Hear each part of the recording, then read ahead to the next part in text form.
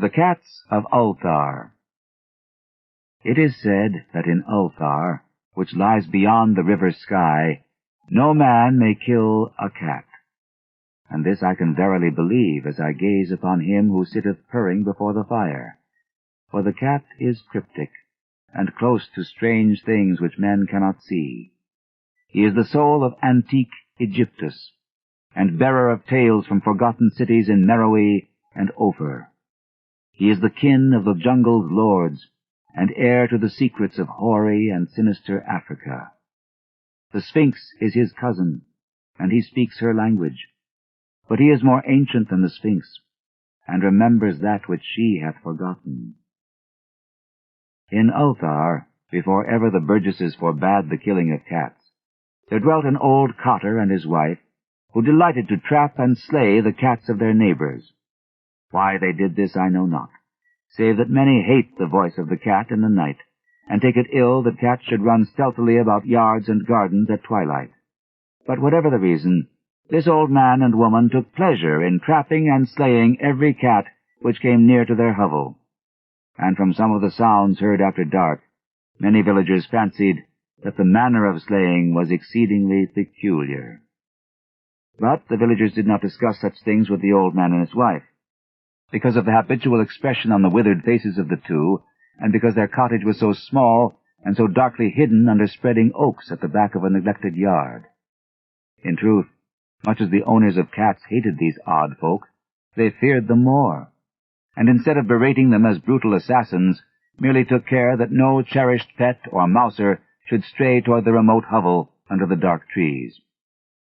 When through some unavoidable oversight a cat was missed, and sounds heard after dark, the loser would lament impotently, or console himself by thanking fate that it was not one of his children who had thus vanished.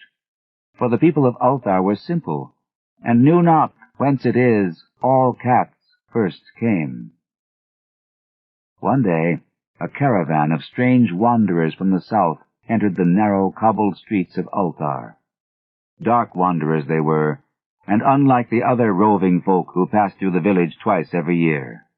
In the marketplace they told fortunes for silver, and bought gay beads from the merchants. What was the land of these wanderers, none could tell, but it was seen that they were given to strange prayers, and that they had painted on the sides of their wagons strange figures with human bodies and the heads of cats, hawks, rams, and lions.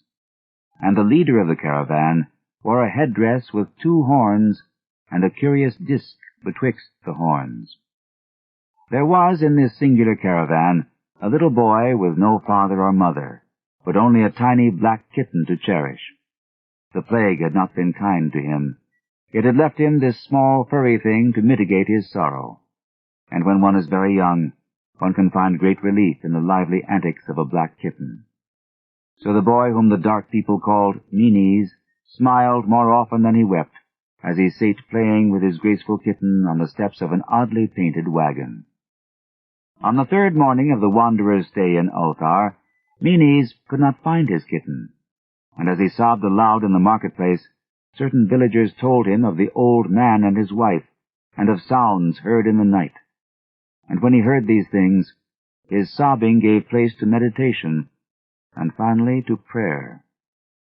He stretched out his arms toward the sun, and prayed in a tongue no villager could understand, though indeed the villagers did not try very hard to understand, since their attention was mostly taken up by the sky, and the odd shapes the clouds were assuming. It was very peculiar, but as the little boy uttered his petition, there seemed to form overhead the shadowy, nebulous figures of exotic things, of hybrid creatures crowned with horn-flanked discs. Nature is full of such illusions to impress the imaginative. End of Side 3. To continue, turn the cassette over. Side 4. Dagon and Other Macabre Tales by H.P. Lovecraft. Continuing with The Cats of Ulthar on page 57. That night, the wanderers left Ulthar and were never seen again. and the householders were troubled when they noticed that in all the village there was not a cat to be found. From each hearth the familiar cat had vanished. Cats large and small, black, gray, striped, yellow, and white. Old Cranon, the burgomaster, swore that the dark folk had taken the cats away in revenge for the killing of Meany's kitten, and cursed the caravan and the little boy. But Nith, the lean notary, declared that the old cotter and his wife were more likely persons to suspect, for their hatred of cats was notorious and increasingly bold. Still, no one durst complain to the sinister couple, even when little Atal, the innkeeper's son, vowed that he had at twilight seen all the cats of Ulthar in that accursed yard under the trees, pacing very slowly and solemnly in a circle around the cottage, two abreast, as if in performance of some unheard-of rite of beasts.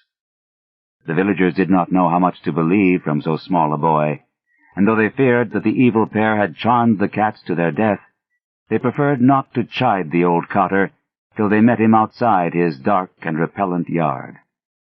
So Ulthar went to sleep in vain anger, and when the people awaked at dawn, behold, every cat was back at his accustomed hearth, large and small, black, gray, striped, yellow, and white. None was missing. Very sleek and fat did the cats appear, and sonorous with purring content. The citizens talked with one another of the affair, and marveled not a little. Old Cranon again insisted that it was the dark folk who had taken them, since cats did not return alive from the cottage of the ancient man and his wife. But all agreed on one thing, that the refusal of all the cats to eat their portions of meat or drink their saucers of milk was exceedingly curious. And for 2 whole days the sleek, lazy cats of Ulthar would touch no food, but only doze by the fire or in the sun. It was fully a week before the villagers noticed that no lights were appearing at dusk in the windows of the cottage under the trees. Then the lean Nith remarked that no one had seen the old man or his wife since the night the cats were away. In another week, the burgomaster decided to overcome his fears and call at the strangely silent dwelling as a matter of duty, though in so doing he was careful to take with him Shang the blacksmith and Thull the cutter of stone as witnesses. And when they had broken down the frail door, they found only this: 2 cleanly picked human skeletons on the earthen floor, and a number of singular beetles crawling in the shadowy corners. There was subsequently much talk among the burgesses of Ulthar. Zath, the coroner, disputed at length with Nith, the lean notary, and Cranon and Shang and Thull were overwhelmed with questions. Even little Atal, the innkeeper's son, was closely questioned and given a sweetmeat as reward. They talked of the old cotter and his wife, of the caravan of dark wanderers, of small Meanies and his black kitten, of the prayer of Meanies and of the sky during that prayer, of the doings of the cats on the night the caravan left, and of what was later found in the cottage under the dark trees in the repellent yard. And in the end, the burgesses passed that remarkable law which is told of by traders in Hatheg and discussed by travelers in Near, namely, that in Ulthar no man may kill a cat.